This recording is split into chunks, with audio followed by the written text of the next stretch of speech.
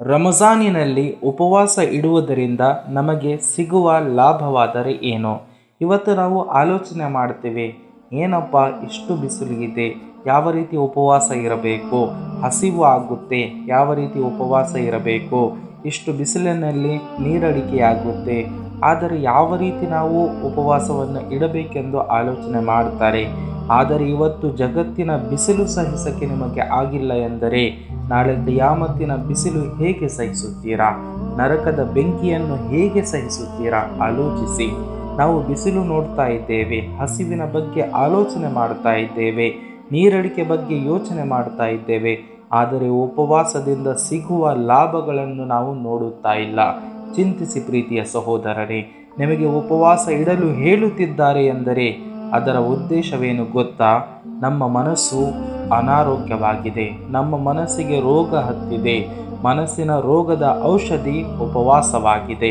ಒಬ್ಬ ತಾಯಿ ಮಗನಿಗೆ ಕಹಿಯಾದ ಔಷಧ ಟಾನಿಕ್ ಕುಡಿಸುತ್ತಾಳೆ. ಕಹಿಯಾದ ಟಾನಿಕ್ ಕುಡಿದರೆ ಮಗ ರೋಗದಿಂದ ಉಳಿದು ಒಳ್ಳೆಯ ಆರೋಗ್ಯವಂತ ಆಗ್ತಾನೆ ಎಂದು ಪ್ರೀತಿಯಿಂದ ತಾಯಿ ಕುಡಿಸುತ್ತಾಳೆ. ಆದರೆ ಮಗ ತಾಯಿಗೆ ತನ್ನ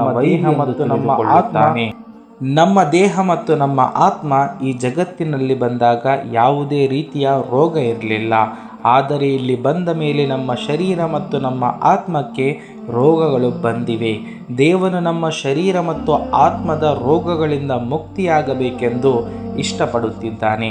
ಆದ್ದರಿಂದ ಉಪವಾಸ ರೋಜದಂತಹ ಔಷಧಿಯನ್ನು ನಮಗೆ ನೀಡುತ್ತಿದ್ದಾನೆ.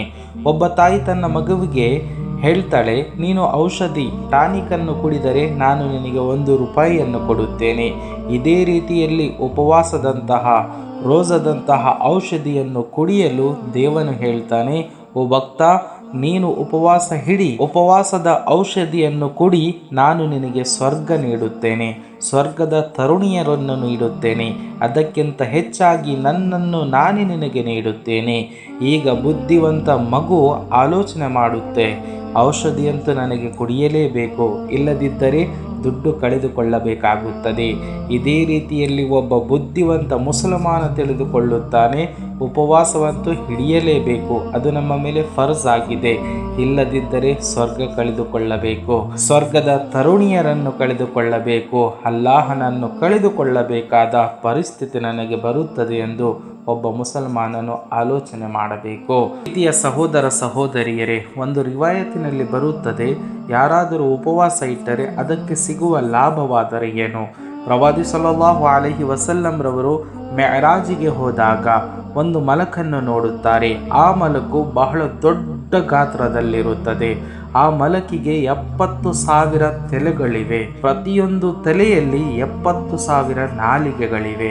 ಆ ಮಲಕು ಜಿಕ್ರ್ ಮಾಡುತ್ತಾ ಇತ್ತು, ತಸ್ಬೀಹ್ ಹೇಳುತ್ತಾ ಇತ್ತು.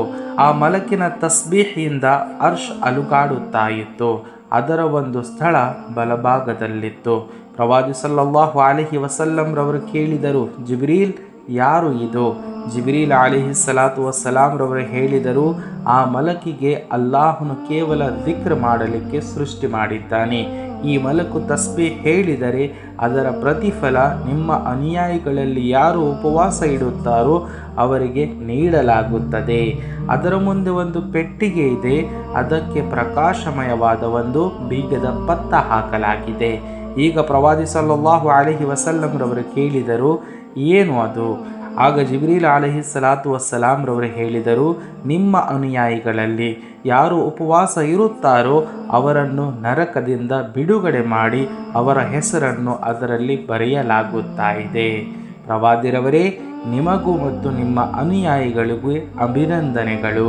ಸುಬ್ಹಾನಲ್ಲಾ, ಸುಬ್ಹಾನಲ್ಲಾ.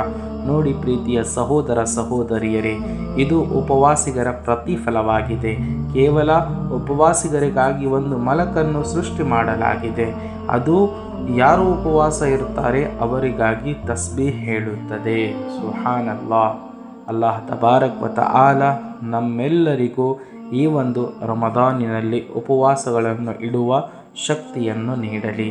ನೋಡಿ, ಈ ಒಂದು ಉಪವಾಸ ಇಡುವುದರಿಂದ ನಮಗೆ ಬಹಳಷ್ಟು ಪ್ರತಿಫಲಗಳು ಸಿಗ್ತಾ ಇವೆ, ಬಹಳಷ್ಟು ಲಾಭಗಳು ನಮಗೆ ಸಿಗ್ತಾ ಇದೆ. ನಮ್ಮ ಈ ಒಂದು ಮನಸ್ಸಿಗೆ ಹತ್ತಿರ್ತಕ್ಕಂತಹ ರೋಗ ನಿವಾರಣೆಯಾಗಬೇಕಾದರೆ ನಾವು ಉಪವಾಸದಂತಹ ಕಹಿಯಾದ ಟಾನಿಕನ್ನು ಕುಡಿಯಲೇಬೇಕು. ರೋಸದಂತಹ ಕಹಿಯಾದ ಒಂದು ಔಷಧಿಯನ್ನು ನಾವು ತೆಗೆದುಕೊಳ್ಳಲೇಬೇಕಾಗಿದೆ. ಅಲ್ಲಾಹ ತಬಾರಕ್ ವ ತಆಲ ನಮ್ಮೆಲ್ಲರಿಗೂ ಈ ಒಂದು ಉಪವಾಸದಂತಹ ಟಾನಿಕನ್ನು ಕುಡಿಯುವ ತೌಫೀಕನ್ನು ನಮಗೆ ನೀಡಲಿ. ಆಮೀನ್ ಯಾ ರಬ್ಬಲ್ ಆಲಮೀನ್.